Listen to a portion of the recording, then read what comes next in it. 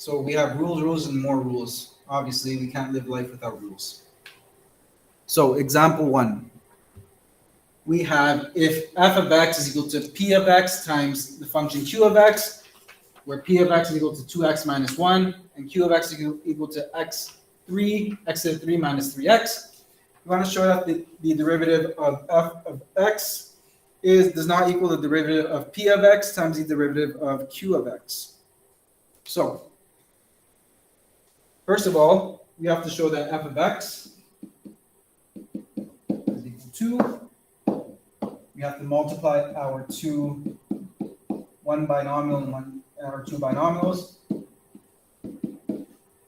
So once I get that, I end up getting 2x to the 4 minus x to the 3 minus 6x squared plus 3x.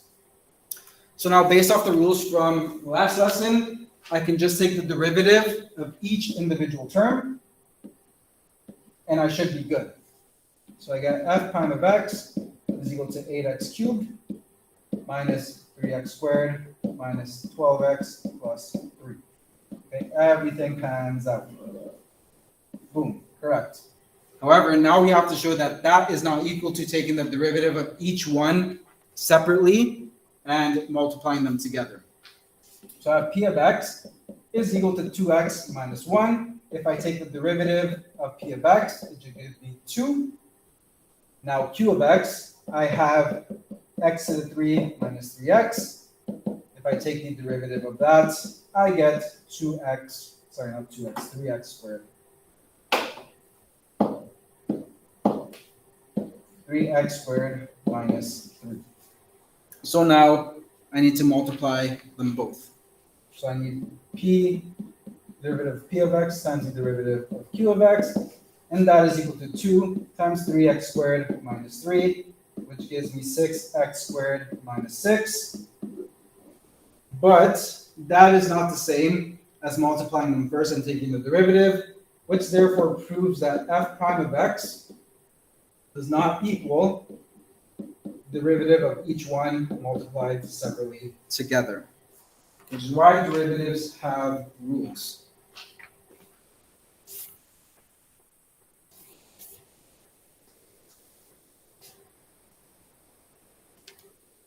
And that rule that we're going to learn about is called the product rule, which means that if I have a function that is in terms of a function p of x times another function q of x, then the derivative of those combined functions is by taking the derivative of p of x and multiplying it by the original function q of x, then adding p of x multiplied by the derivative of q of x. Okay, so, or you can just say the derivative of the product is the derivative of the first function times the second, plus the first functions times the derivative of the second.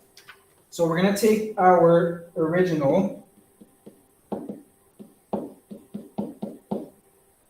example from the first one. So this is p of x, and this is q of x. Now, with the product rule, it states that I need to do it a certain way. So to find f prime, I have to take the derivative of my first one, which is just 2, multiplied by the original function q of x, which is x3 minus 3x, plus just p of x, and then I have to take the derivative of q of x, which is 3x squared minus 3. Now I can just expand and simplify. So I get 2x cubed minus 6x plus 6x cubed minus 6x minus 3x squared plus 3. And now basic algebra from grade 10, actually grade 9 now, we collect the like terms. So 2x3 plus 6x3 gives us 8x cubed. We have negative 3x squared by itself. We have 6x minus 6x, or negative 6x minus 6x, which is 12x. And then we have plus 3 by itself.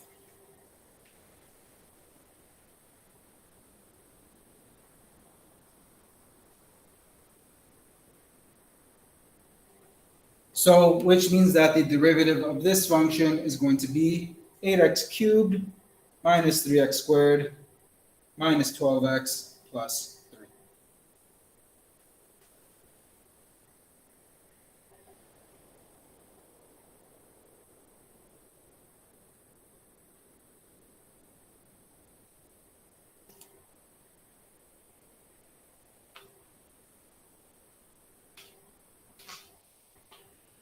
So we're going to learn about different rules. I think there's product rule, quotient rule, and I think there's one more.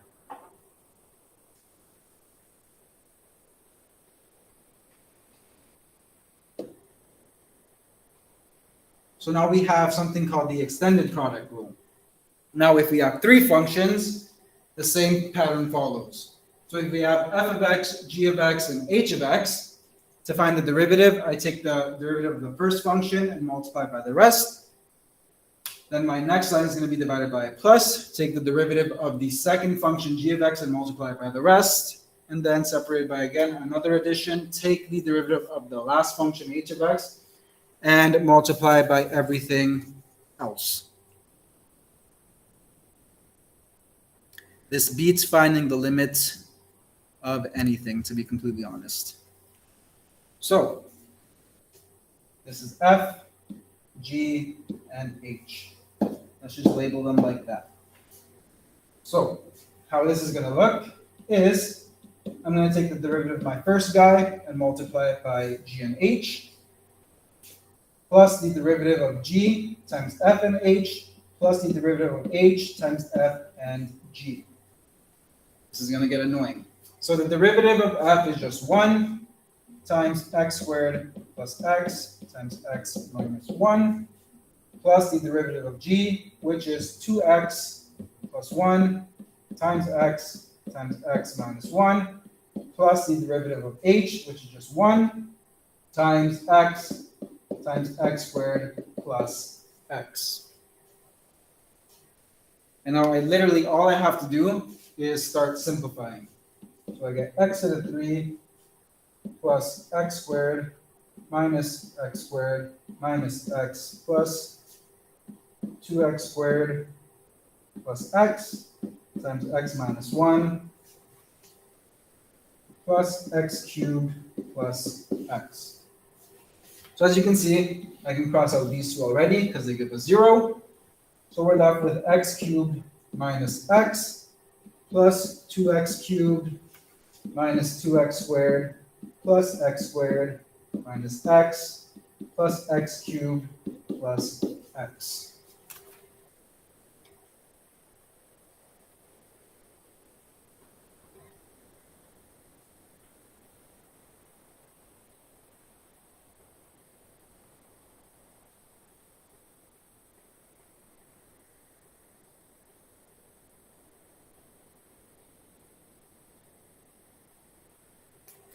So now I'm going to collect like terms. I have my x cubed, 2x cubed, and x cubed, which combined gives me 4x cubed. And then I get my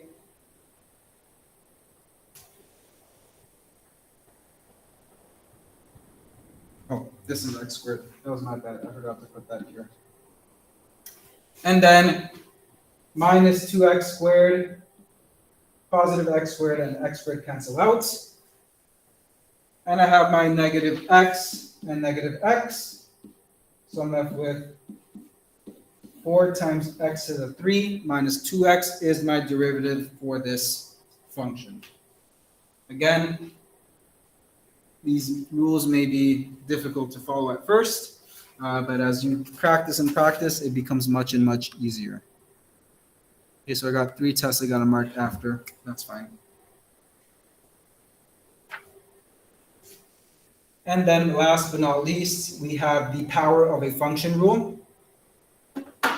So this just states if n is a real number and f of x is g of x to the power of n, then the derivative is n with the original function g of x, and then the exponent you subtract by 1 times the derivative of g of x on the inside.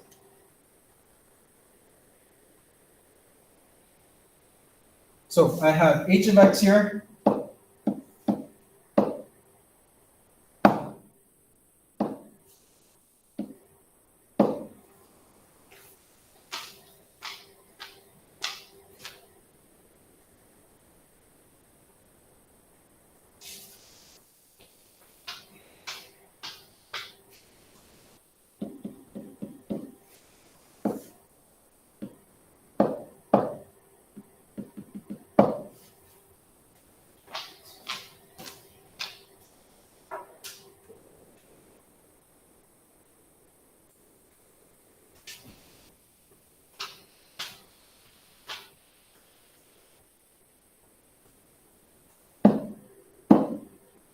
Okay. So I got h prime of x is equal to 4, because I bring the 4 over. Then I got 5 minus 2x6 to the power of 3 times the derivative of negative 2x to the power of 6, which becomes negative 12x to the 5.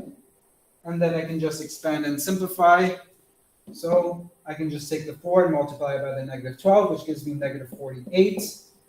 X to the 5 times 5 minus 2x 6 to the power of 3.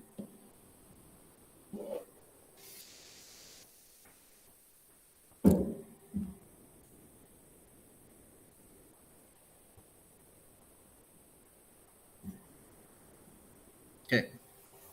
So hopefully derivatives is not causing you guys to stress about anything right now, because as you can see, they're pretty easy to follow.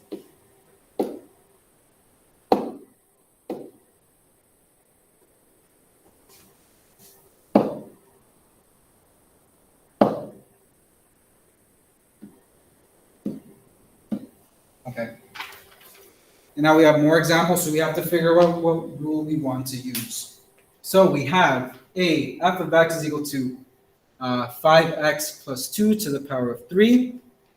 I can just change this to f of x is equal to 5x plus 2 to the power of 3 over 2. What rule can we use to find the derivative of this?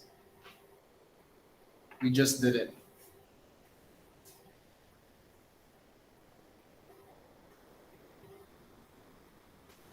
The power of a function rule. Perfect.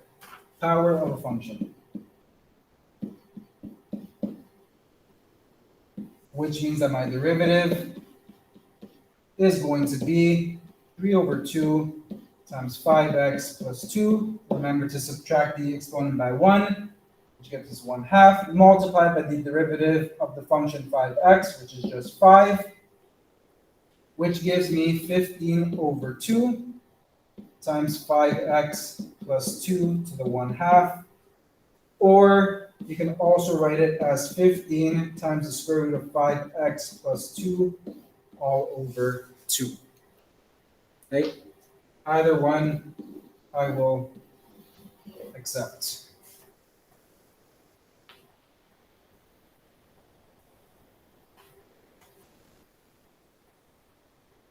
Okay. We're going to do B, and then that's probably it. And then the last question. So the function I have is the square root of x times x minus 3x squared. I can just simply write this as x to the power of 1/2.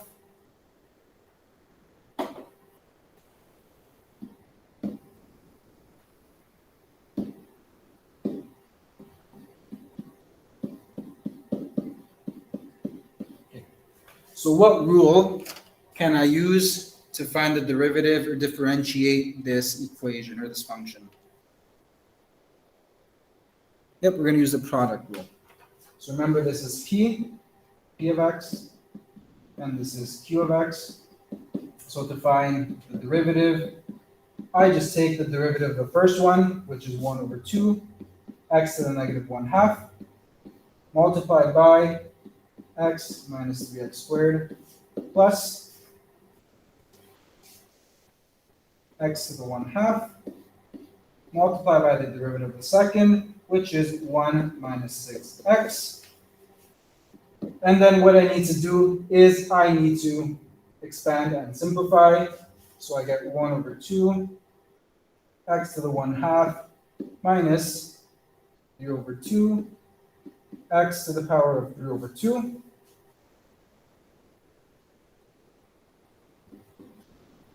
plus x to the 1/2 minus 6x to the 3 over 2. So now I collect my like terms. So I get 3 over 2 x to the 1/2 minus 15 over 2 x to the 3 over 2. Or you can factor out 3x to the 1/2, which gives me 3 over 2 x to the 1/2 times 1 minus 5x. Should also be the same answer. It's just simplified.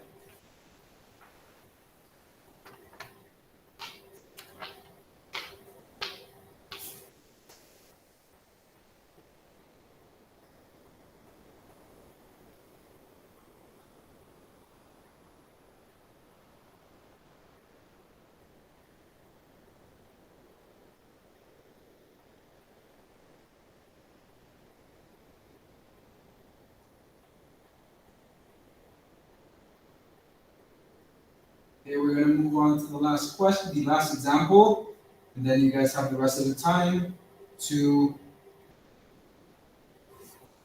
do your test. Yes, Priyanshu.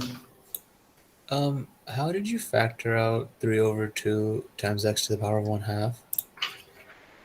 Because remember with exponent laws, you can just add the exponents. So because this has a 1/2 already, it's already considered to have 1/2 present in it, because you can write 3 over 2 as 1/2 plus 2 over 2, which means that I can factor out 3 over 2 times x to the 1/2, because 3 over 2 is a common factor between 3 over 2 and 15 over 2 as well. Yeah, okay, got it.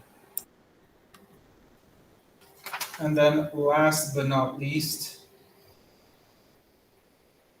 so we have find the slope of the tangent at x is equal to 1 for the function. F of x is equal to 5x cubed plus 6x squared plus 3x times x squared plus 3x. So what rule are we going to use here?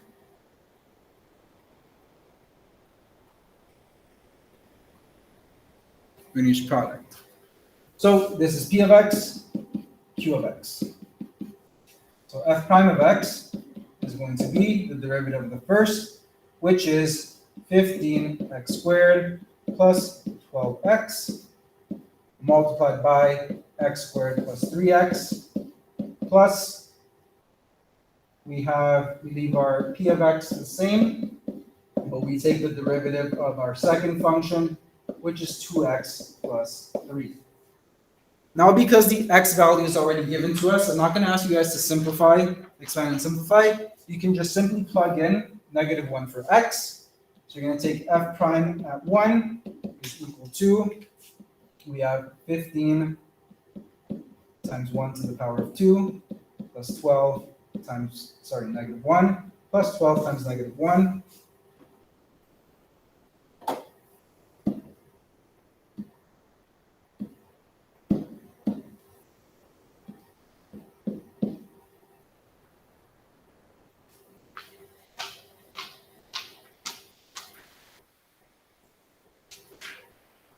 So plus 12 times -1, square bracket, times -1 squared, plus 3 times -1, square bracket, plus 5 times -1 cubed, plus 6 times -1, plus 3, times 2 times -1, plus 3.